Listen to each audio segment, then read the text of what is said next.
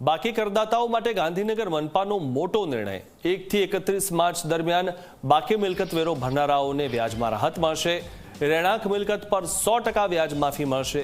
બિન રહેણાંક મિલકતોના વેરામાં 50% વ્યાજ માફી મળશે। નાણાકીય વર્ષ 2025-26ના વેરા પર લાભ લાગુ નહીં પડે। મેયરે કરદાતાઓને વેરો ભરવા માટે અપીલ કરી છે।